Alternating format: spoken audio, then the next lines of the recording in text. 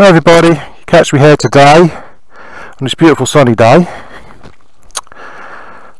and this video is because I've now passed 5,000 miles on my 2020 ZT125-U, and it's been a fantastic 5,000 miles. So I'm going to have a little look over the bike, and so you can see for yourselves the condition of the bike after 5,000 miles, and the miles that I've done on this bike.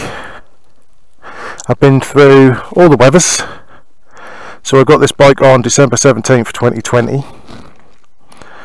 and I've been through the winter in all the horrible rain, through snow, gritted roads, slushy roads, high winds, basically everything you can think of that you get in Britain, and also through the beautiful sunny days like today.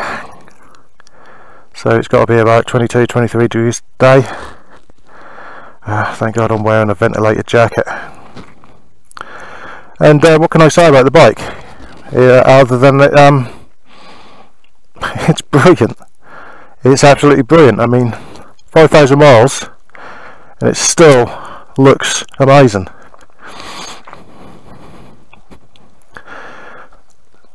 Can't fault it really. I mean, I've added the wheel rim tape there, which is only cheap stuff. I only quickly put it on.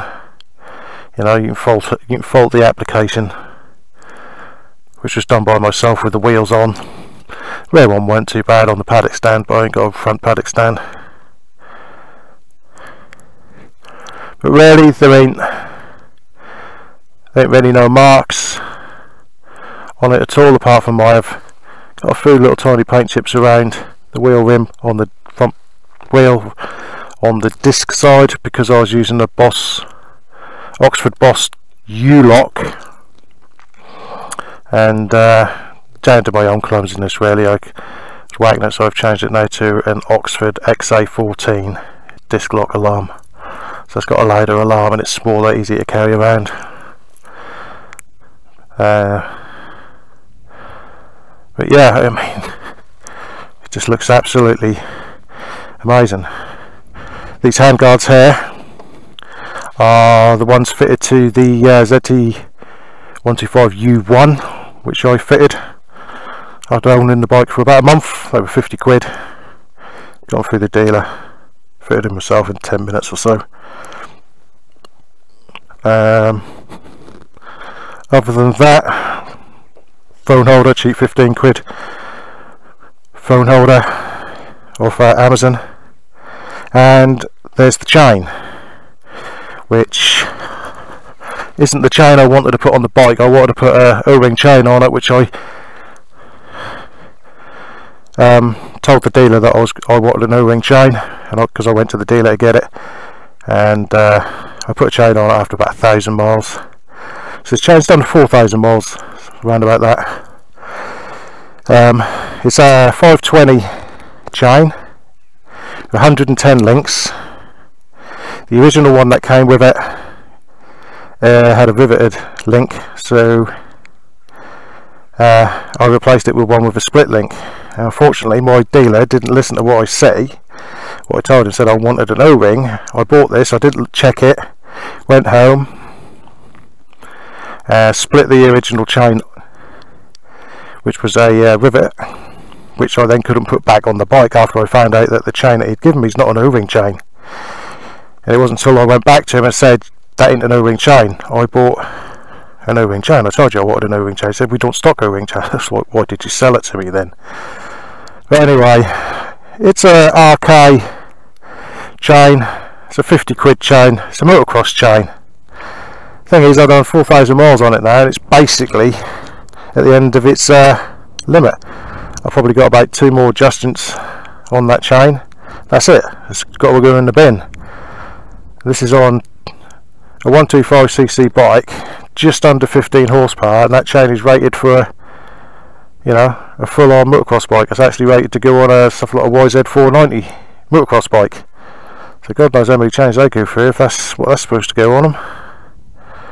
That I've done that in that quick. So the next chain will be an O-ring chain. I could have bought a did off Amazon for 50 quid. I thought, no, I'll buy one off the dealer. Put money in the dealer's pocket rather than Amazon's. But unfortunately, he didn't sell me the chain that I asked for. And he doesn't actually stock O-rings. He basically said if I... Okay. Yeah. So there you go. There's a guy on a on a Triumph, checking that I was okay. Thought I'd broke down. See, you don't get that from car drivers, do you? Top bloke. I don't think you realised I was filming. I think you might have just seen the camera on my head there and realised what I was doing. So yeah, right, condition. Stainless steel box underneath there with a cat in it. No rust on it at all. Alright, it's not brand spanking new. There's no rust on it. I tell you, it's brilliant. No rust at all. Swing arm, obviously no rust because it's a cast aluminium or cast alloy, one piece cast alloy swing arm. The brake pads, well, they're consumable just like the chain. I'll probably need to replace them soon. I'm extremely heavy braker. I brake really late and I brake really heavy and I accelerate hard. That's why I go through the chain so quick. Even the rear brake, I brake a lot. So and I trail brake as well. Been riding nearly 30 years, so I trail brake.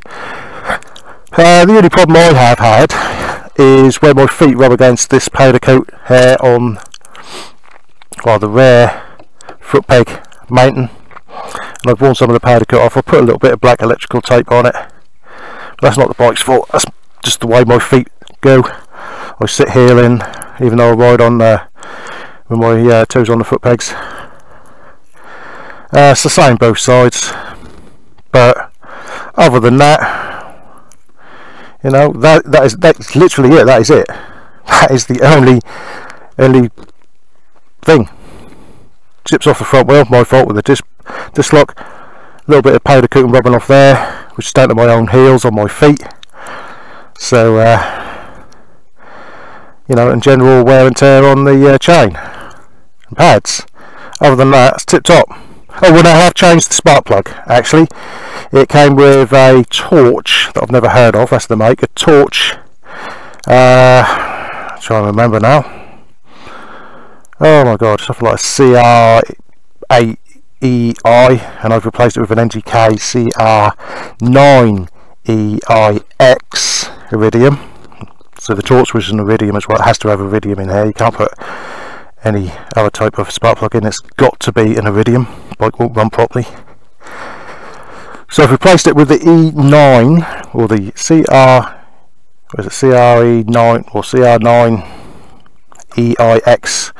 Now the reason I put the 9 in and not the 8 is because it's summertime and the 9 basically just performs better when in the warmer weather.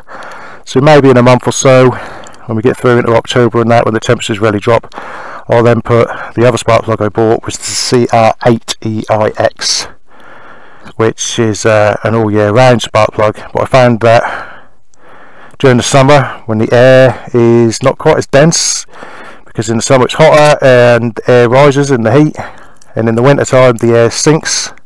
So in the winter time you've got thicker air. This time of year it just seems to run better on the CR9EIX. It does say that you can run it on that in the owner's manual, and it does even say something about warmer weather, but it runs better in the hot weather on a 9. And once the weather cools down, I will put the NGK CR8EIX in. But yeah,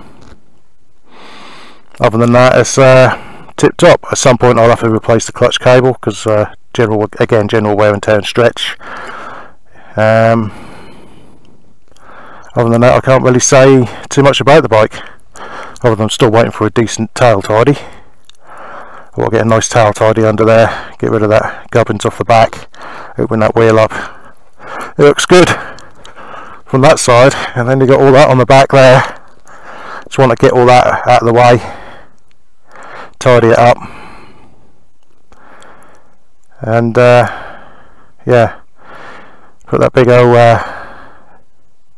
horrible gubbins aside. Nice tiny little one underneath the seat, and maybe I want to fit a wider tyre on it, because strange thing about this,